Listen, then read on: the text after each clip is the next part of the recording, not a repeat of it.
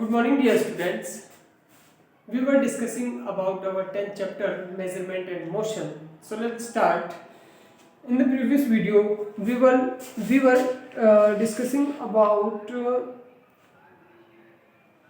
types of length, handspan, cubit, fathom और pace. So आज हम डिस्कस करेंगे यूनिट ऑफ लेंथ के अंदर. इसको आप ध्यान रखना है कि लेंथ की यूनिट अगर स्मॉल यूनिट है तो उसको हम, अगर बहुत छोटी है तो उसको हम मिलीमीटर में, थोड़ा उससे बड़ा है तो हम उसे सेंटीमीटर में, थोड़ा और अगर उससे बड़ा है तो हम उसे मीटर में, और अगर बड़ा है तो उसे हम किलोमीटर में उसको मेजर करेंगे. तो आपको ये भी ध्यान रखना है कि 1 kilometre is equals to 1000 metre and 1 metre is equals to 100 centimetre and 1 centimetre is equals to 10 millimetre. ये आपको लर्न करना है, ध्यान में रखना है. इसको आप अपनी नोटबुक में उतार लें. यूनिट ऑफ लेंथ इसी तरह से आपको उतारना है, बस थोड़ा ध्यान से. अब आप जब इसको ध्यान से पढ़ेंगे तो हम यहाँ पर किलोमीटर, जो कि हम लॉन्ग डिस्टेंस है उनको कवर करने के लिए हम किलोमीटर का यूज करते हैं, ठीक है. और बहुत कम है तो सेंटीमीटर, और उससे भी बहुत कम है तो फिर वहां पे हम मिलीमीटर का यूज करते हैं. लगभग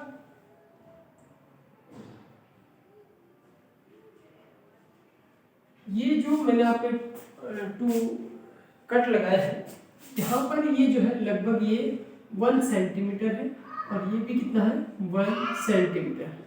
इनके बीच में अगर मैं जूम करके दिखाऊं तो इस तरह से इनके बीच में इस तरह से होता है. ये जैसे 0-1 सेंटीमीटर, और अगर हमने जूम किया है देखिएगा, और इनके बीच का जो पार्ट है वो होता है मिलीमीटर, ठीक है. उसके बाद हम बात करते हैं एरर इन मेजरमेंट. देखिए, कभी भी हम स्केल का यूज करते हैं और कभी भी हमें लेंथ को मापना होता है तो हमें ध्यान रखना होता है जैसे इस लेंथ को मापना है तो इसकी कौन कौन सी गलत चीजें हैं जिससे हमारे एरर आ सकती है. जिससे इसको अगर सही ध्यान से देखा जाए तो हमें बिल्कुल यहाँ पे 0 से स्टार्ट करके मापना होगा. लेकिन बहुत सारी बात क्या होता है कि बच्चे जल्दबाजी में ऐसे रख देते हैं, दूर रख देते हैं, ऐसे रख देते हैं, इस तरह रख देते हैं, उन्हें पता ही नहीं चलता. तो ये मेजरमेंट है और देखने की भी यहाँ पे एरर आती है. अगर मैं इस तरफ से देखूंगा तो यहाँ पर मुझे नहीं पता चल रहा है कि इसका कॉर्नर कहाँ है. तो आपको दिख रहा होगा लेकिन मुझे नहीं दिख रहा है. लेकिन बहुत सारे बच्चे दूर से इसी इस तरह से या उस तरफ से देखते हैं. तो सही तरीका है कि बिल्कुल इसके परपेंडिकुलर देखा जाए, बिल्कुल परपेंडिकुलर इसको देखा जाए इस तरीके से, ठीक है. तो हमें कभी भी किसी चीज को मेजर करते समय उसे देखिए, जैसे मैं बता रहा हूँ, जैसे कि यहाँ पर हमने एक लकड़ी रखी है, इसकी हमें देखना है कि कितने सेंटीमीटर लंबी है. तो अगर आप इसको केवल राइट वे क्या है कि बिल्कुल परपेंडिकुलर देखें. आप क्या देखेंगे, अगर आप परपेंडिकुलर ऊपर से देखेंगे, बिल्कुल परपेंडिकुलर उसके एकदम सटीक स्ट्रेट लाइन में देखना है. कौन सा गलत तरीका है, इस तरफ से देखना या इस तरफ से देखना, ये गलत तरीका है, ठीक है. और हमेशा इसे 0 से स्टार्ट करना चाहिए. ऐसे नहीं कि यहाँ से 4 से स्टार्ट कर दिया, 5 से स्टार्ट कर दिया, 1 से स्टार्ट कर दिया, ये रॉन्ग पे है, ठीक है. तो इसका आपको ध्यान रखना चाहिए. Type of motion. अब हम बात करेंगे what is the motion. Motion is the most common phenomenon observe in nature. जब भी हम मोशन का मतलब क्या होता है कि जब भी आपको अगर बहुत सिंपल वे में समझिए कि एक कोई थिंग है ए, ऑब्जेक्ट है, और दूसरा है एक प्लेस है ए एंड सेकंड प्लेस है बी. एक ऑब्जेक्ट यहाँ पे रखा हुआ है, अगर ये धीरे धीरे धीरे धीरे यहाँ पे आ जाता है, इट्स मींस इसके अंदर मोशन. मोशन का मतलब हम हिंदी में कहते हैं मोशन को,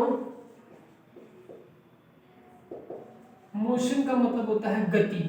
क्या होता है इसका मतलब, गति. गति का मतलब होता है एक प्लेस से दूसरी प्लेस पे जाना ही आपका क्या होता है, गति होता है. क्योंकि बिना मोशन के आप वहां पे नहीं जा सकते हैं.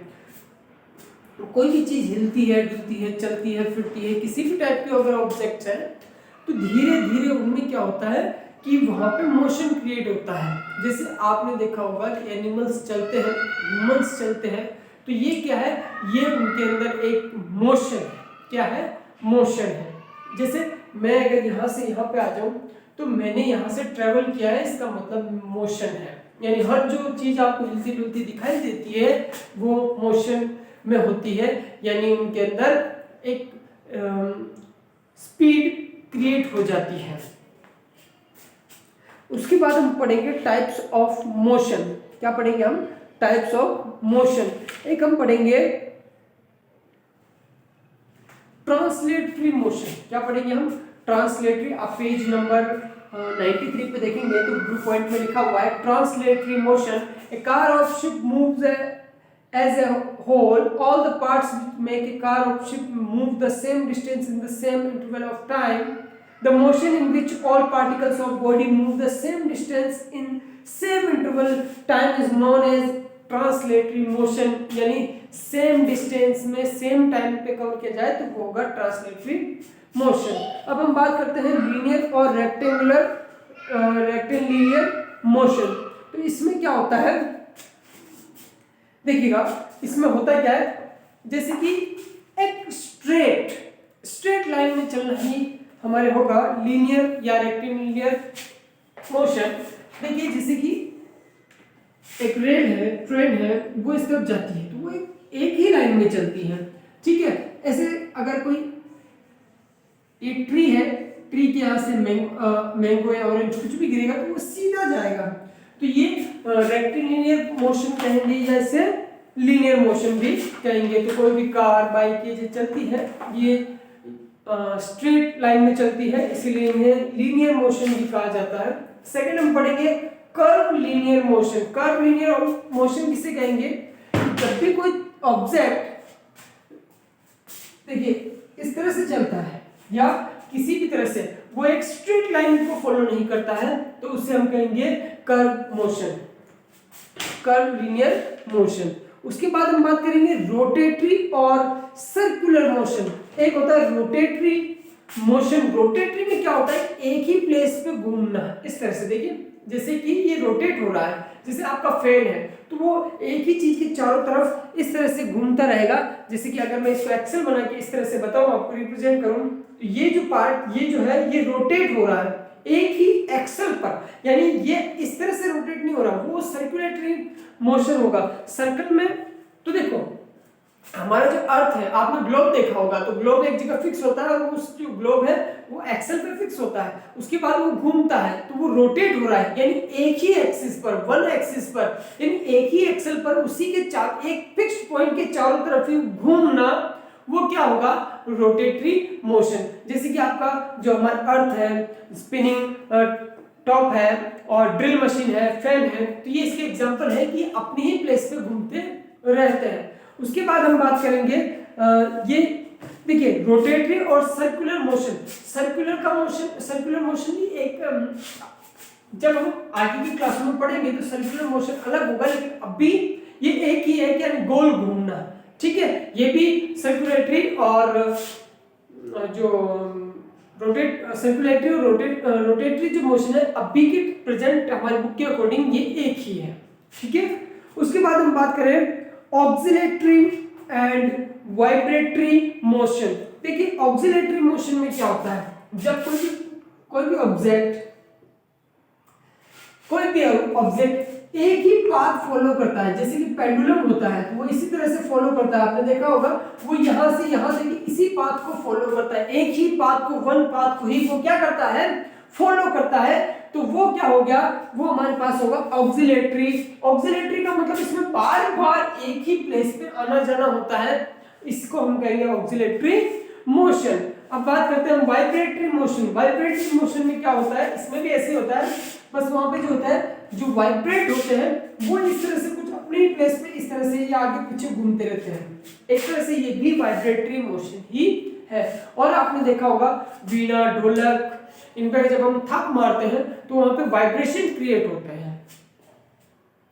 उसके बाद हम बात करें पीरियोडिक मोशन की। The motion which repeat itself after a fixed interval of time is known as periodic motion. इसमें भी मैंने आपको बताया कि इसमें पीरियोडिक मोशन में एक फिक्स्ड टाइम के ऊपर, एक फिक्स्ड टाइम में अगर कोई भी मोशन वो अपने ही पाथ को फिर से फॉलो करता है। देखिए जो अर्थ है वो 365 डेज में ही अपना एक सर्कल कंप्लीट करती है, फिर से उसी पाथ में एक फिक्स टाइम में वो अपने पाथ को कंप्लीट करती रहती है। तो वहां पर वो जो है सन के अराउंड वो जो फिक्स वहां पे चक्कर लगाती है, तो वो कौन सा होगा, वो भी हमारे पीरियोडिक मोशन होगा। पीरियोडिक मोशन ये भी एक पीरियोडिक मोशन का ही एग्जांपल है, ध्यान रखिएगा, ये भी एक टाइप से पीरियोडिक है, क्योंकि यहाँ पर भी बार बार एक ही पाथ को एक ही फिक्स्ड टाइम में में कवर किया जाता है। नॉन पीरियोडिक मोशन जिसके अंदर टाइम तो फिक्स है बट वो पाथ या डिस्टेंस जो है वो फिक्स्ड नहीं है। जैसे कि राम अपने घर से, जैसे बाइक है, ठीक है, वो यहां से यहां आती है, वो बाइक जैसे यहां से यहां आती है A to B, ठीक है, और वो अब की बार 10 किलोमीटर 1 आवर के अंदर यहाँ पे पहुंची, और अगली बार यहाँ से वापस यहाँ आई, तो अब की बार क्या हुआ, टाइम तो 1 आवर लगा लेकिन वो यहाँ पे पहुंची नहीं, मतलब यहाँ 8 किलोमीटर ही पहुंच पाई 1 आवर में। तो यहाँ पे टाइम तो सेम है बट डिस्टेंस अलग अलग है, तो ये नॉन पीरियोडिक मोशन होगा। Uniform motion where body cover equal distance in equal, देखिए आप गाँव में आपने यहाँ पे 1 आवर में, यहाँ पे 1 आवर में 60 किलोमीटर आपने कवर किया, फिर से 1 आवर में आपने 60 किलोमीटर कवर किया, फिर से 1 आवर में आपने 60 किलोमीटर कवर किया। तो यहां से यहां पे देखिए हर बार सेम टाइम इंटरवल में आपने सेम डिस्टेंस कवर की है, एंड हर बार आपने जैसे 1 सेकंड में मैं एक कदम चलता हूं, फिर 1 सेकंड में एक कदम, फिर 1 सेकंड में एक कदम, ऐसे में बिल्कुल सेम टाइम में सेम डिस्टेंस कवर करते हैं हम, तो उसे यूनिफॉर्म मोशन कहा जाता है। नॉन यूनिफॉर्म मोशन में क्या होगा, इसी का एग्जांपल यहां देखिए। नॉन यूनिफॉर्म मोशन में क्या होगा कि यहां से यहां, यहां से यहां, यहां से यहां, तो यहां पे क्या होगा, जैसे 1 आवर टाइम हम फिक्स कर लेते हैं, ठीक है, लेकिन पहले 1 आवर में मैं 70 किलोमीटर गया, सेकंड 1 आवर में मैं हो सकता है कि 30 किलोमीटर गया, फिर उसके बाद 1 आवर में मैं 50 किलोमीटर गया। तो यहाँ पे सेम टाइम में टाइम इंटरवल सेम है लेकिन डिस्टेंस सेम नहीं है, तो ये नॉन यूनिफॉर्म मोशन होगा। इसके क्वेश्चन आंसर हम नेक्स्ट वीडियो में देखेंगे और डिस्कस करेंगे। तो आप सभी इस चैप्टर को एक बार फिर से रिवाइज कीजिएगा, इनके एग्जांपल्स याद करिएगा, ऑक्सिलरी और लीनियर, इन सभी टाइप के मोशंस को आप याद कीजिएगा, एक बार बहुत ध्यान से पढ़िएगा। नेक्स्ट वीडियो में हम इसके क्वेश्चन आंसर सॉल्व करेंगे। Thank you.